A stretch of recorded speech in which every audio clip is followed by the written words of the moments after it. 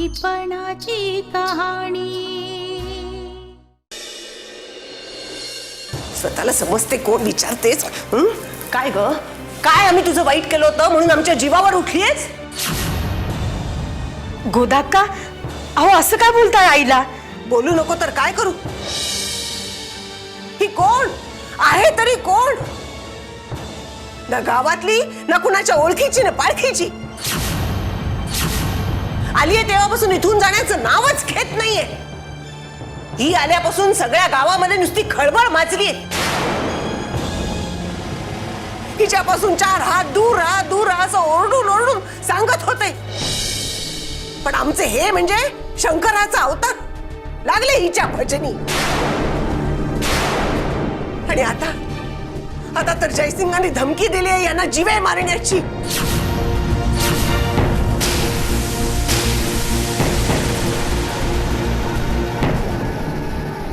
हिला मदत करतात म्हणून.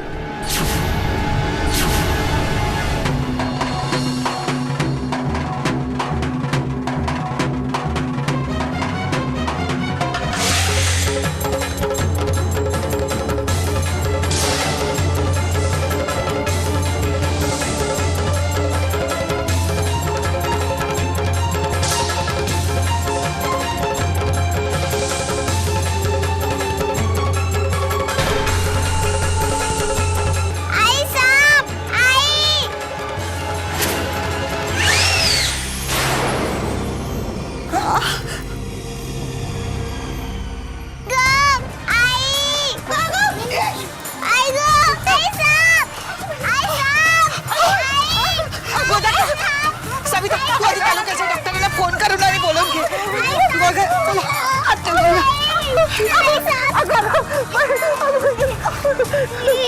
अरे बापरे, साप चावला हिला. इथे ठेवा. घाबरू नको बघते, घाबरू नको.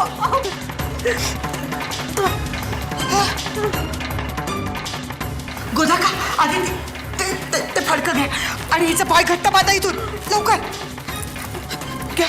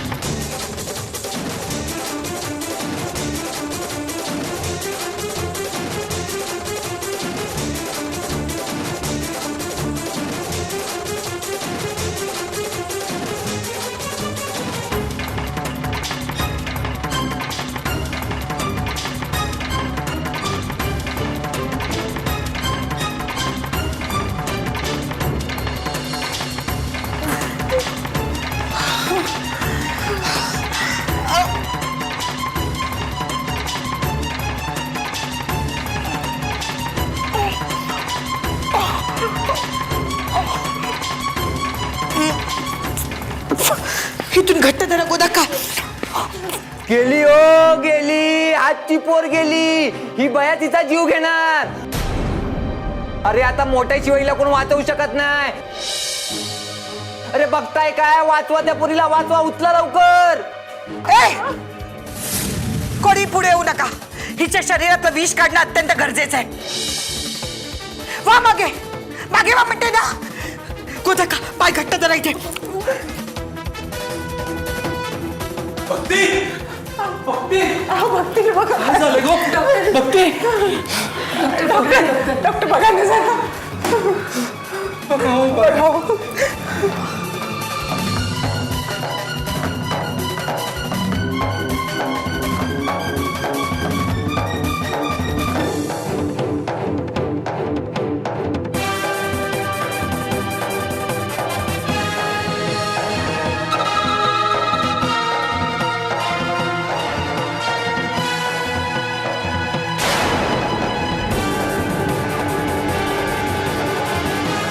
काळजी करण्याची काहीच गरज नाही. खरं म्हणजे या बायणीच्या मुलीचा जीव वाचवला.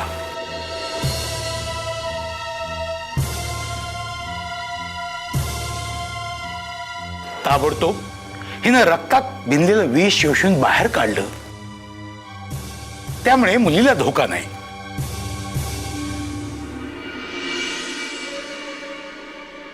मी इंजेक्शन दिल्यानंतर तुला बरं वाटेल हां.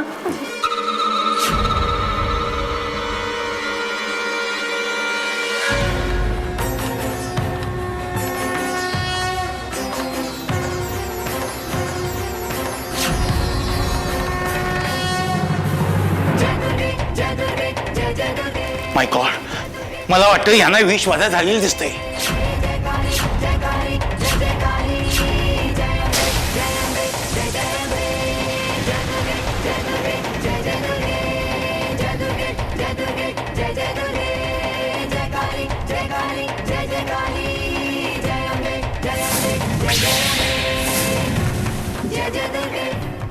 आता ताबडतोब यांना अँटीव्हेनम औषध द्यायला हवं आणि त्यासाठी तुम्हाला नाशिकला जायला हवं. मी निघते नाशिकला जायला. हो हो, लवकर निघा. तोपर्यंत मी माझ्याकडची औषध गोळ्या देऊन यांना वाचवण्याचा प्रयत्न करतो. निघा तुम्ही.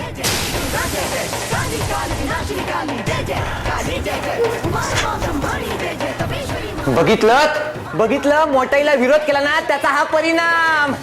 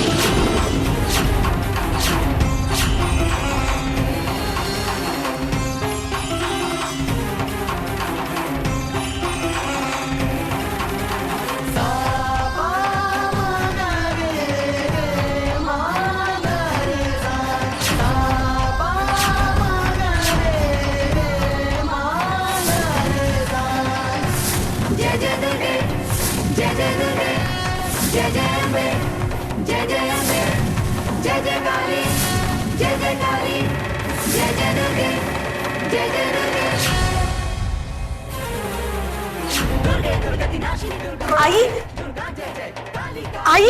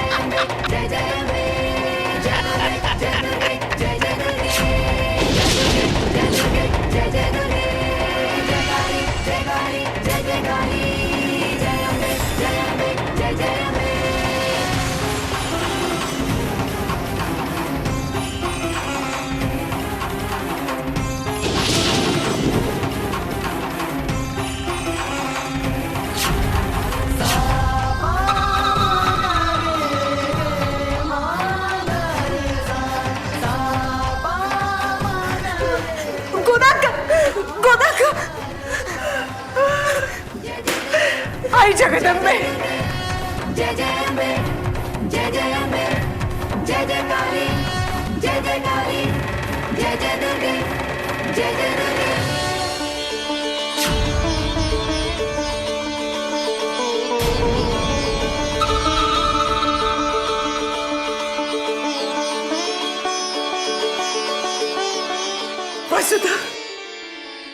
वसुधा एकदाच मला क्षमा कर.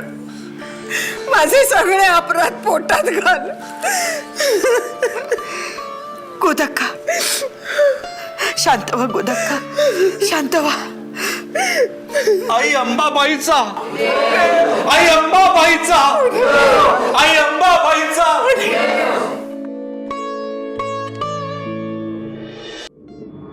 आता तर बघायलाच नको. तिची लायकी कणभर आणि जय जयकार मनभर असंच होणार आहे. लोक तिला आता डोक्यावर घेणार. हे कुबड्या, आता तू मला शिकवणार आहेस. माझ्या थोडी ग मोठाई. आता गावचे लोकच आपल्याला शिकवतील आणि पाय लावून पळून यायची वेळ आपल्यावर असं चिन्ह दिसतंय. ए गपरे कुबडे, तिच्या आईला वटवट वटवट लावले. शुभ बोलणाऱ्या म्हटलं ते मांडवाला आग लागली म्हणते. शुभ, हा पण शुभ बोलायचं. ए गप, तिच्या आईला हसू नको दे येड्या सुमी सारखा. मला रडू येतोय ना म्हणून मी हसतोय. मी एक क्षुद्र किडाच आहे, पण तुम्ही दोघे एवढे ताकदवान आहात ना, मग का तिच्यासमोर हतबल झाला? मला दिसतंय आता पुढे काय होणार ते. ए, आम्ही हातबल नाही झालो, आम्ही विचार करतोय. विचार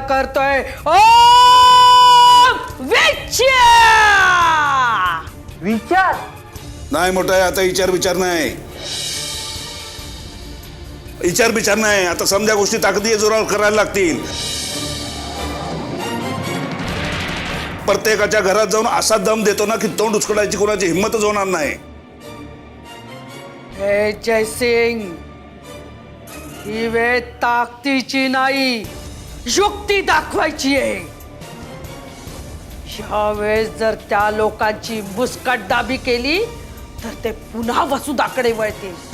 कळलं? अरे पण मग करायचं तरी काय आपण? आता पुन्हा एकदा लोकांच्या नजरेत मोठं व्हावं लागेल. नवीन उपाय शोधावा लागेल. जा तुम्ही, जा दोघं इथून निघून जा. जोपर्यंत मी नवीन उपाय शोधत नाही तोपर्यंत मला भेटू नका. जा जा इथून, निघा इथून. ओम विच्य, जा इथून. ओम विच्य, ओम विच्य, ओम विच्य. तुम्हाला आता विश्रांतीची गरज आहे. आई, चल थोडा आराम करून घे. खरंच थोडा आराम कर.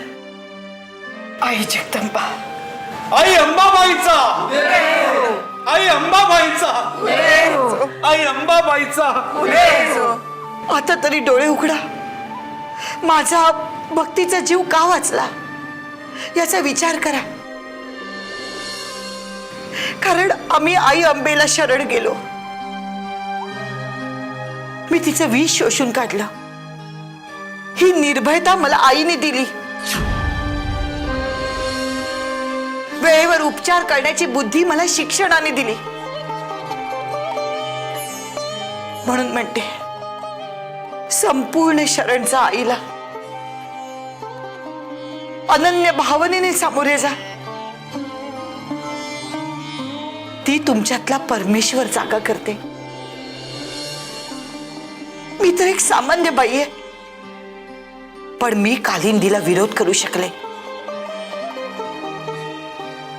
कारण मी आई अंबेला शरण गेले. कालिंदीने काय काय नाही केलं मला गावातून बाहेर काढण्यासाठी, पण तरी मी वाचले. हो, कारण आई माझ्या पाठीशी होती.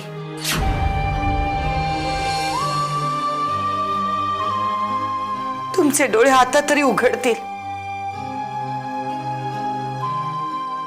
हे मंदिर असं ओसाड राहू देऊ नका. ती नेहमी सत्याला पाठिंबा देते. तुम्ही कुठे भरकटत असाल तर तुमचा हात ओढून ती सन्मार्गावर आणते. तिच्याकडे पाठ फिरवणं म्हणजे मांगल्याकडे, आनंदाकडे आणि सद्भावनेकडे पाठ फिरवणं. म्हणूनच म्हणते, आईला शरण जा. तिची मनोभावे भक्ती करा.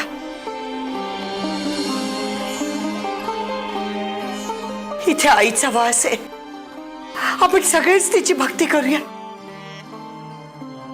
आई जगदंबे, आई अंबाबाईचा, आई अंबाबाईचा, आई अंबाबाईचा.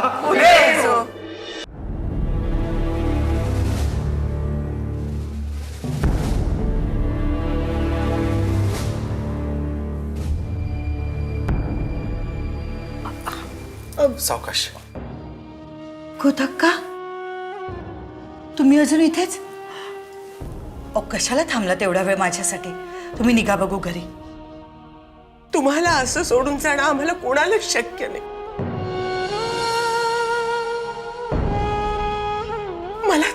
खरंच तुम्हाला माझं हे तोंड दाखवायची सुद्धा लाज वाटते मला. याच माझ्या तोंडाने मी तुम्हाला नाही नाही ते बोलले. पदोपदी अपमान केला तुमचा.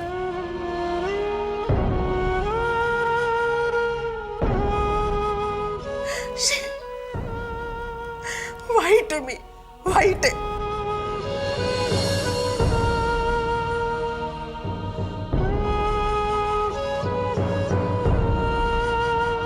आणि तुम्ही वसुधाताई आमच्याकरता स्वतःचा जीव पणाला लावला.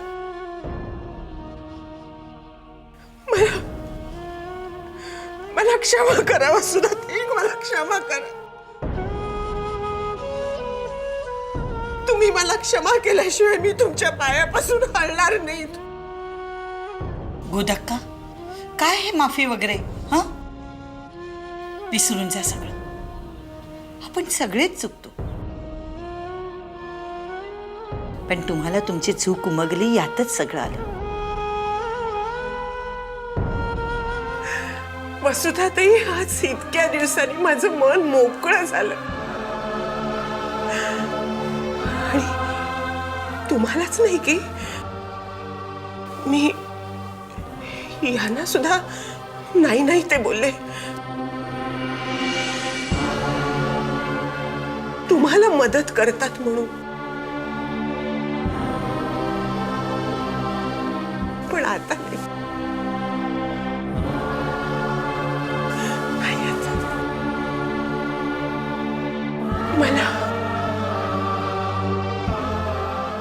मला क्षमा करा.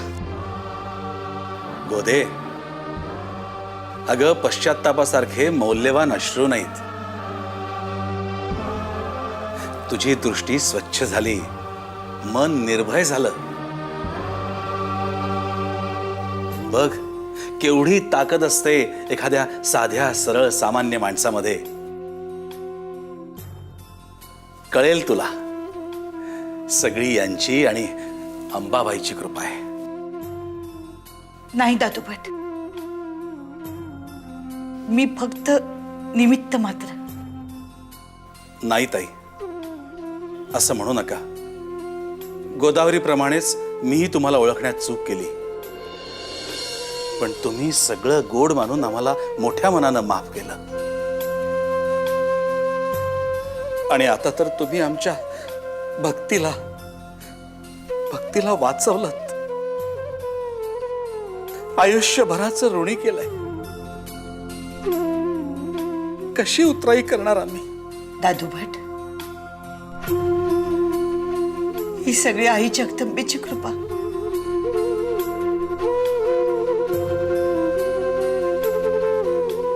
पण दादूभट, तुम्हाला माझ्यासाठी काहीतरी करावंसं वाटत असेल तर तुम्ही एक करू शकता. बोला ना, काय करू? तुमच्या भक्तीला आमच्या शाळेत पाठवा.